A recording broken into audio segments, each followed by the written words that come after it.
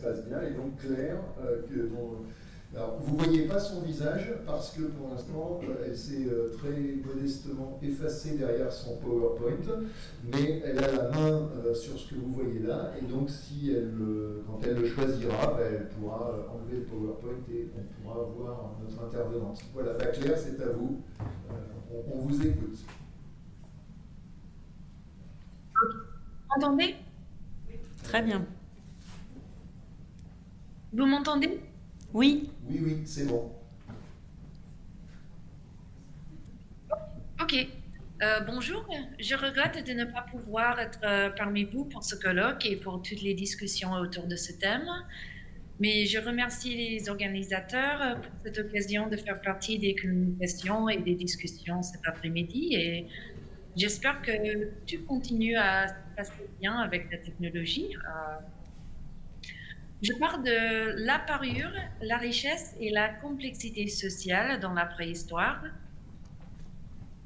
Il y a un petit décalage dans l'avancement des diapos. Ok. Je prends comme cas d'étude la parure de l'Aurignac-Sémicien en Aquitaine, des contextes de production et de circulation de ces objets, et ce que la parure peut indiquer de la complexité sociale dans certains contextes. Mais d'abord, pour préparer le terrain, au risque peut-être de répéter un peu des discussions précédentes, quelques mots au sujet de la complexité sociale et la richesse chez les chasseurs-cueilleurs. J'ai choisi aujourd'hui de favoriser des contributions nord-américaines parce que les perspectives françaises doivent être très bien représentées à ce colloque. Et il y a des différences de perspectives et de vocabulaire qui pourraient enrichir ce discours.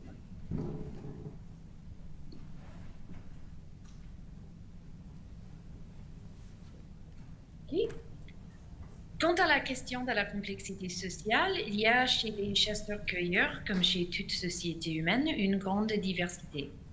Les exemples contemporains, comme les San de l'Afrique australe ou les aborigènes d'Australie, ont survécu dans des environnements marginaux qui ont peu d'intérêt pour les sociétés agricoles et industrielles.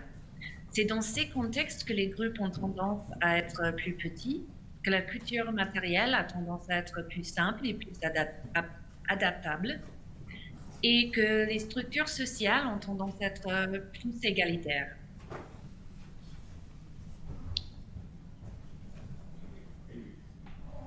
À l'autre bout de l'échelle, on trouve des sociétés séculaires non agricoles qui occupent des zones ressources d'une abondance prévisible. Les sociétés autochtones de la côte nord-ouest de l'Amérique du Nord, telles que les Aïdas, en sont un exemple. Les Aïdas étaient historiquement des chasseurs-cueilleurs, complétant leur principale ressource en semence par des aliments végétaux cueillis, des animaux chassés et l'échange avec des sociétés agricoles voisines. Ils ont établi de grands villages avec une stratification sociale importante, comprenant l'esclavage et la noblesse héréditaire, une culture matérielle élaborée et abondante, et d'autres caractéristiques généralement attribuées aux sociétés agricoles ou agricoles.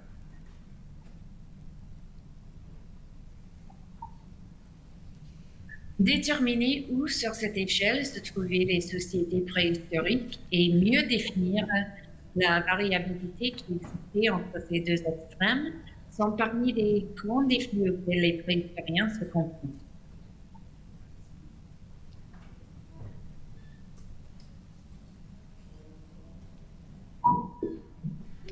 Dans le but de mieux définir la variabilité des sociétés cueilleurs, Lewis Binford a rassemblé des données sur 300 sociétés ethniques historiques et John Shea a schématisé cette variabilité dans la figure à gauche.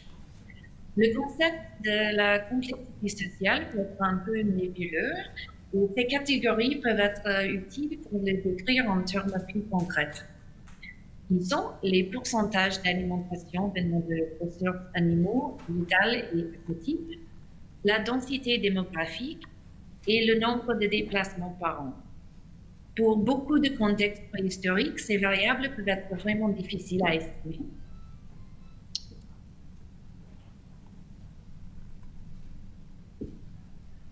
Et dans un article paru en 2005 dans le Journal canadien d'archéologie, André Katsopoulos et Samuel Winnicott ont ciblé les phénomènes de l'inégalité et de la spécialisation comme les notions clés dans la recherche des origines de la complexité sociale.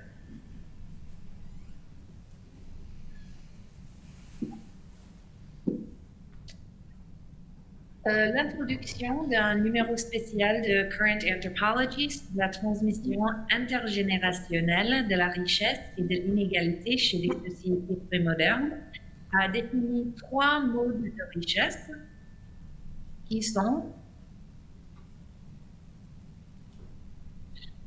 le matériel, les biens immobiliers, le bétail, articles ménagers, équipements et autres articles matériels qui ont de valeur, tels que des bijoux, des œuvres d'art ou des devises. Embodied, ce que j'ai traduit comme somatique ou incarné, il y a peut-être autre traduction à proposer, mais c'est la capacité physique et cognitive à contribuer aux activités de subsistance et à l'accumulation de richesses, la force, la fonction immunitaire, la coordination, l'habileté, les connaissances, la santé reproductive, par exemple. Et la richesse relationnelle, ce qui est la position d'un individu dans les réseaux sociaux, en particulier le nombre et le statut des individus auxquels il est lié. Aussi le pouvoir rituel et le prestige et l'accès aux ressources et aux territoires.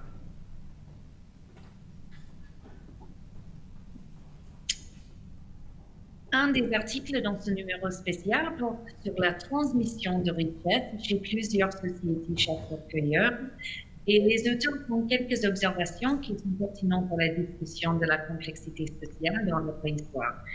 Et je vous prie de m'excuser pour ne pas avoir produit ce passage. Generalizations about wealth and inequality differ greatly depending on whether one focuses on more mobile with-density foragers or the smaller set of sedentary high-density foragers.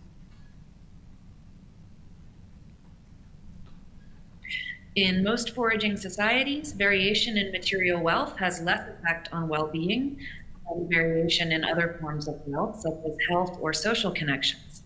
This generalization is more likely to hold for mobile low-density foragers than for sedentary high-density foragers. Reduced mobility depends on dense and predictable resource patches, and access to these patches is often controlled by kin groups or other subsets of the population.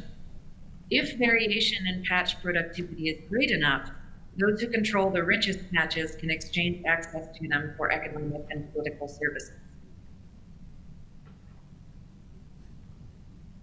C'est dans ce contexte que je voudrais parler de la valeur de la parure dans certaines sociétés aurignaciennes et la relation éventuelle entre certaines œuvres de parure et la complexité sociale. Je propose que dans certains contextes historiques, il y a une multiplication de l'investissement dans les objets de parure liée à l'augmentation de la complexité sociale.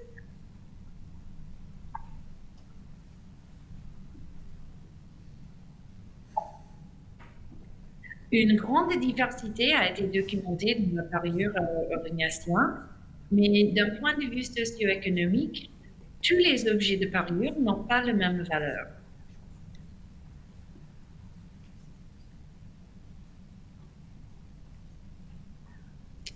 Selon le contexte, il existe de différents niveaux d'investissement économique dans la parure. Cet investissement peut être mesuré en termes de quantité, la proximité relative des matières premières, la relation entre ces matières premières et la subsistance, l'étendue de modification et de transformation, et l'abondance relative des matières premières.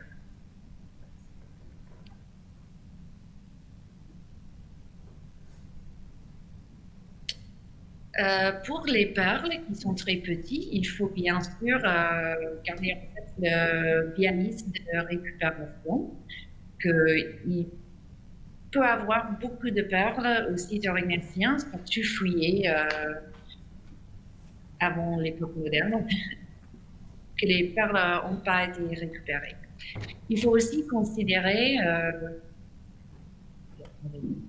la fonction du site, la durée d'occupation, la répétition ou fréquence d'occupation, la gamme d'activités et la composition du groupe.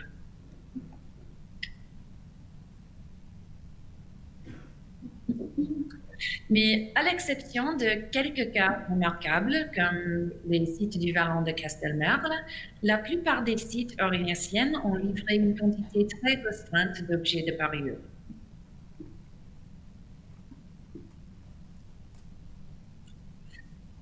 Les objets de parure aurignaciens sont généralement fabriqués en matériaux qui sont localement disponibles. Coquillages atlantiques situés près de la côte atlantique, coquillages méditerranéens situés sur la côte méditerranée, et dents d'animaux que l'on peut généralement trouver dans les environnements locaux, des équidés, des bovidés, des cervidés. Là encore, les sites de Castelmerle constituent une exception. Malgré la distance, on y trouve une abondance de coquillages des côtes atlantiques et méditerranéennes. Outre la proximité de la source, on peut considérer le lien entre les objets de parure et l'alimentation, ce qui peut varier d'un à l'autre. Par exemple, les craches de surf perforées sont les objets de parure les plus abondants dans les couches aurignaciennes del Pendo, tandis que le surf est l'espèce le plus abondante dans l'ensemble de la faune.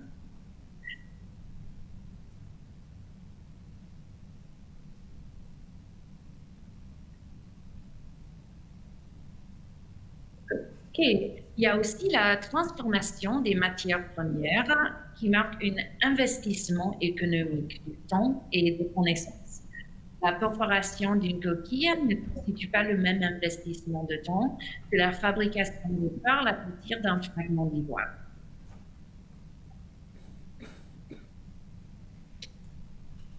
Finalement, il y a l'abondance. Trouver ou procurer des objets ou matières rares prend plus de temps et d'efforts pour comparer aux matières abondantes. Et on voit parmi les coquillages, par exemple, que des gens ont sélectionné souvent des espèces qui étaient moins abondantes.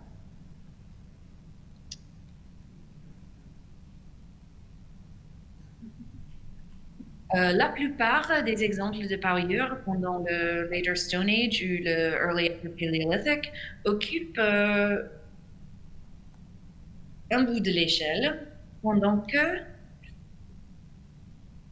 la parure de l'Aurignacien ancien en Aquitaine occupe l'autre bout de l'échelle.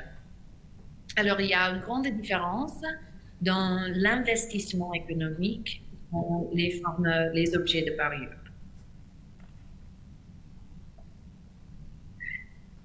Il y a aussi une production spécialiste de ces objets au site de Castelmerle,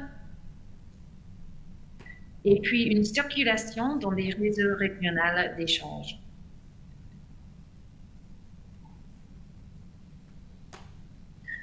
Basé sur beaucoup de mesurements morphométriques, sur 400 perles de 4 sites,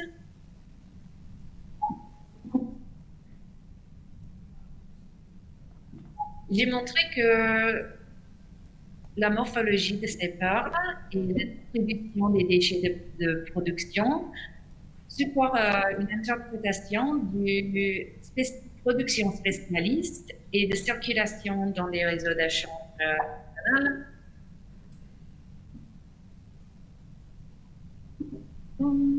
Les coefficients de variation pour la morphologie des perles en ivoire, des perles en porte-panier, tombent dans le même range que les coefficients de variation des spécialistes en céramique et les producteurs des perles en pierre du néolithique.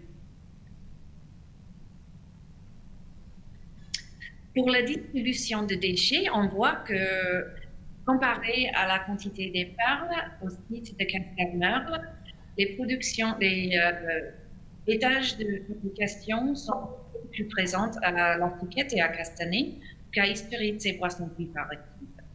Aussi, comme vous verrez à droite, la perforation sur les quelques exemples à Isturiz est placée pour route pour attribuer la forme, le volume d'un pearl en forme de panier. Alors, c'est peut-être des gens qui ont vu la production, qui ont eu la connaissance, mais qui n'ont pas maîtrisé la production, comme des gens de Castelmerle.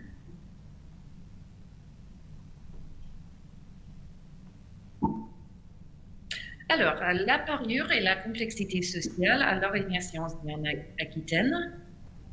Selon les indices proposés dans Price and Brown en 1965 et élaborés un peu plus tard par Lawrence Keeley.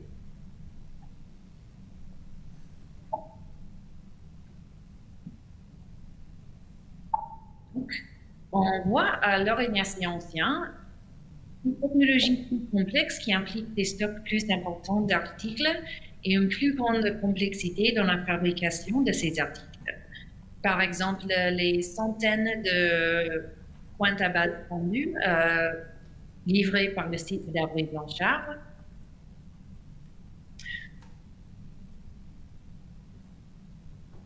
Aussi, les systèmes assez stricts d'usage des matériels osseux documentés par Urius.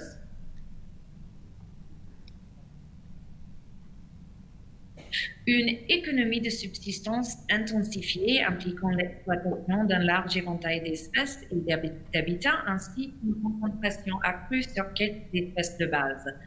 On voit ça clairement pour les Aurignaciens d'Aquitaine avec la concentration sur la reine, au moins saisonnalement.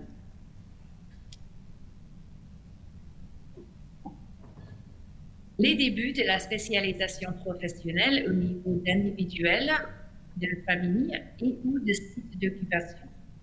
On voit au moins une spécialisation professionnelle dans la fabrication des perles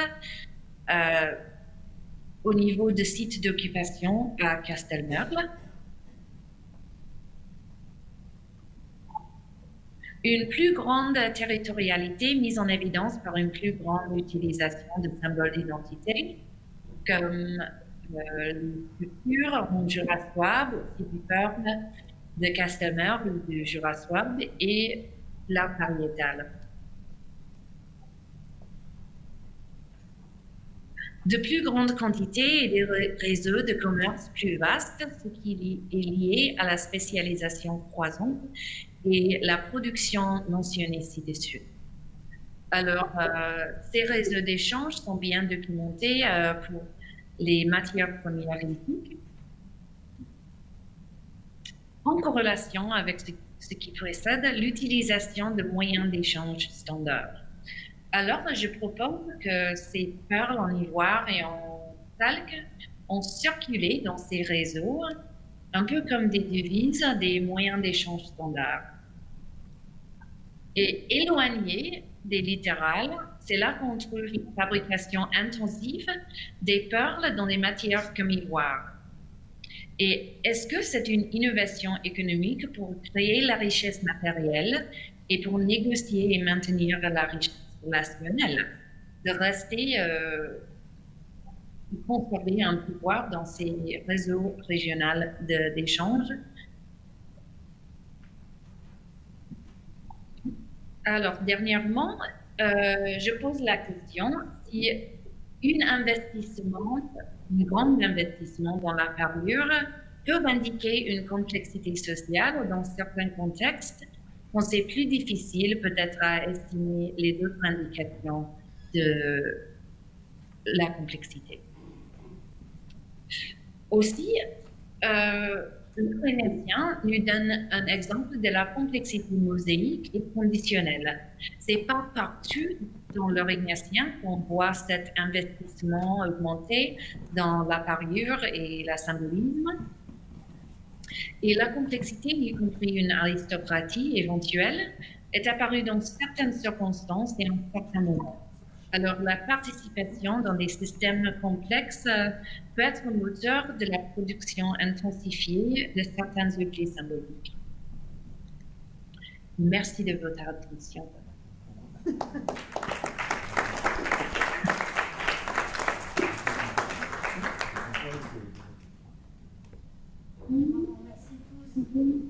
Non. Bon.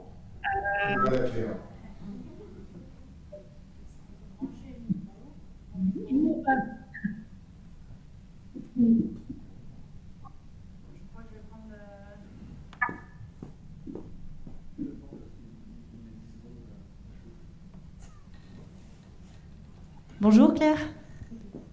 Il y a maintenant un décalage. Oui, alors il y a un décalage de 3-4 secondes.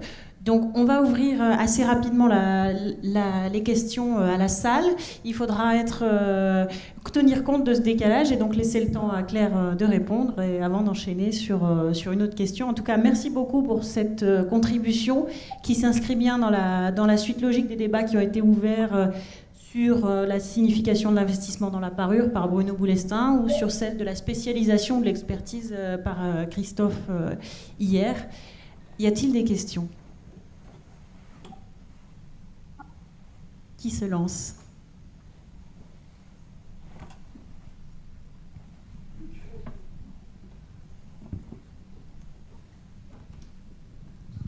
Oui. Bonjour Claire, c'est Luc Moreau ici à l'appareil. Au micro. Je me suis juste posé la question parce que ta dernière dia, tu l'as très vite passée. Tu penches vers quelle extrémité finalement ? D'emblée, dans ton très bel exposé, tu as dit que tu te consacrais à la variabilité de cette inégalité, enfin tout du moins que tu essayes d'explorer le sujet, et au final tu te prononces en faveur de quel modèle davantage l'aurignacien dans le sud-ouest français ou dans le sud de l'Allemagne, dans le Jura Souabe, tu le conçois davantage comme un système d'échange à la SAN ou davantage comme un système inégalitaire de type Haida, juste pour faire simple? Pour moi, je vois un peu basé sur toutes les indications montrées par Price et Brown, par exemple, la technologie, la subsistance, un peu plus près à que ça, par exemple. Une complexité et probablement une inégalité assez prononcée. Merci Claire, oui ça me va, oui. Y a-t-il d'autres questions ? Christophe ? Christophe Darmanja va te poser une question.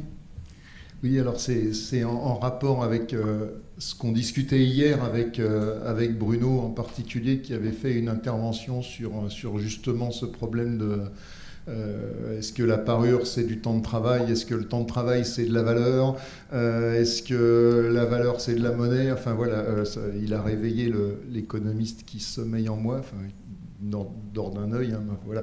Alors juste pour, je vais en fait discuter avec Bruno en faisant semblant de discuter avec toi, donc tu ne t'inquiètes pas, mais non, mais il me semble que ce qu'a dit Bruno hier sur le fait que d'abord la parure n'est pas nécessairement de la monnaie est une évidence.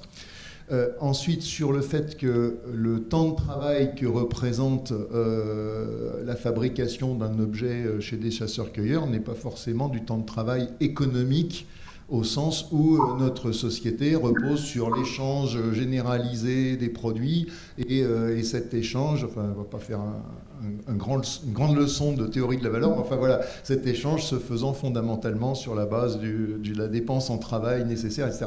Dans une société où les produits ne sont pas des marchandises et presque jamais des marchandises, même on peut dire, tout ça ne vaut pas. Alors pour autant, et c'est là où moi je me pose la question justement pour l'orignacien, mais je veux qu'on la pose en général parce que ça me semble, voilà, c'est que pour autant on se dit quand même que quand il commence à y avoir un investissement en travail qui dépasse très manifestement ce qu'un individu ou sa proche famille est capable de faire, même si c'est pas une économie marchande, même si tout ci, même si tout ça, on se dit là, il y a quand même un truc louche, quoi. Et je pense que tu le reconnaissais, si j'ose dire, à demi-mot, mais enfin, à propos de Sungir, de dire que là, ça commence à poser problème, parce que quand il y a quand même des milliers d'heures de boulot, même si c'est pas toujours facile à estimer, mais enfin, voilà, quand il y a des milliers d'heures de boulot, ça paraît de plus en plus probable que c'était quand même une forme de richesse, et de moins en moins probable que c'était une forme d'investissement, comment dire, décoratif. Alors, ce que j'ai du mal à me représenter, mais donc je finis quand même par une question, désolé Claire, ce que j'ai du mal à me représenter, c'est justement ces amas de perles aurignaciens. Est-ce qu'ils atteignent des, comment dire, des quantités et des heures, enfin voilà, est-ce que tout ça représente des heures de travail dont on peut penser que vraiment elles sortent de l'ordinaire et qu'elles posent problème, disons, à la mesure de Sungir, ou est-ce que ça reste des choses qui pouvaient être accomplies dans le cadre domestique par des gens qui, à leurs heures perdues, fabriquaient des parures et puis après les faisaient circuler parce que c'est une façon de se faire des cadeaux, de se faire des amis, enfin voilà.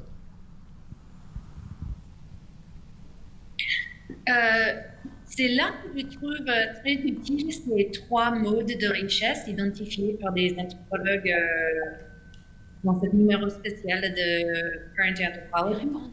Que ça peut être un investissement économique dans la richesse pas matérielle mais relationnelle.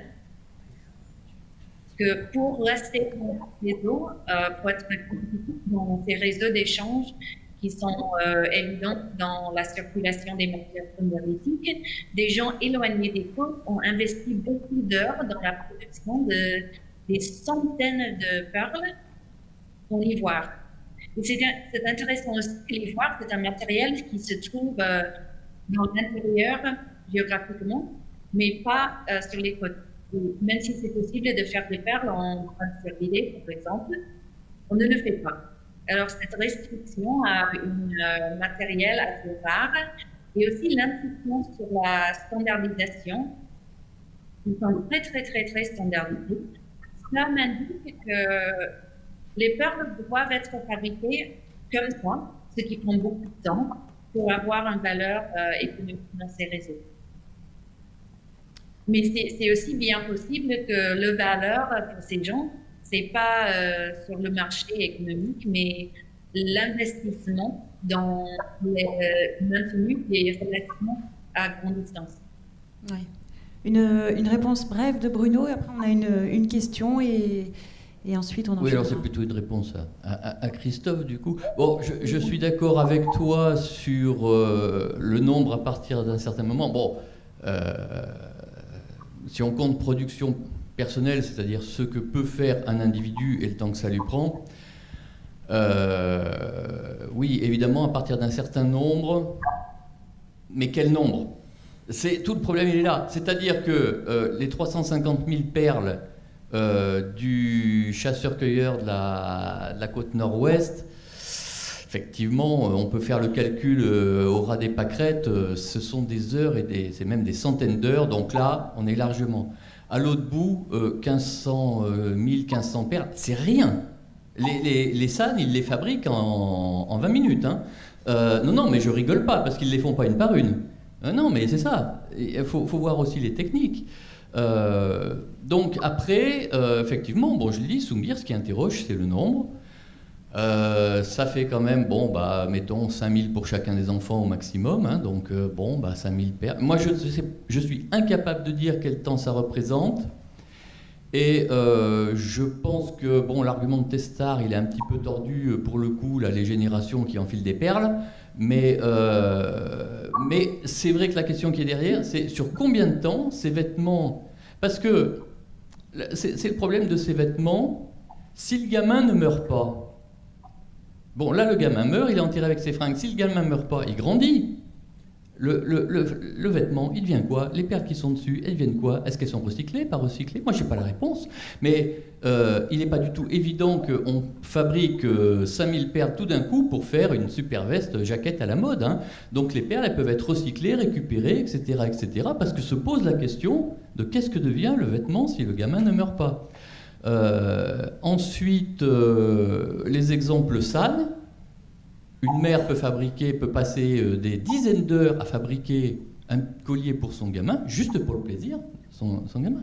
Donc, c'est quand même des questions très compliquées à mon avis. Alors, j'ai pas de questions pour Claire, du coup, puisque ça, je te répondais, mais elle profite du débat si elle arrive à tout suivre. Mais moi, je suis pas du tout convaincu, parce qu'il y a beaucoup trop de paramètres, on ne sait pas le temps que ça prend, même l'accumulation, elle est réalisée en combien de temps? Et puis c'est toujours ce problème de on donne une valeur, oui, mais ça c'est sur quels critères quoi. Ouais, je crois que vos 3 interventions se répondent bien. Il y a une dernière question dans la salle, Catherine me disait. Non. Emmanuel. Bonjour Claire, merci de cette contribution. Est-ce que tu peux revenir quelques minutes sur la diapositive que tu as montrée, la grande carte avec donc les sites de production, de fabrication des perles et le rapport, la manière dont tu interprètes la distance par rapport au littoral, juste qu'on entende bien la manière dont tu expliquais cette répartition géographique.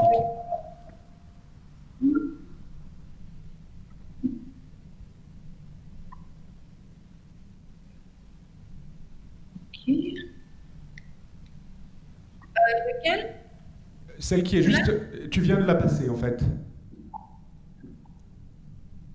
Celle qui est juste avant. Voilà. Don't move. Okay.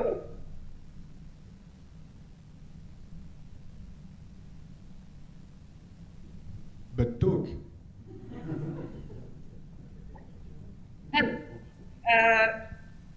Alors, sur quel... Est-ce que tu peux refaire juste le commentaire, la question le commentaire que tu avais fait sur cette carte? Comment tu interprètes cette répartition de la fabrication des perles aussi loin du littoral? Simplement,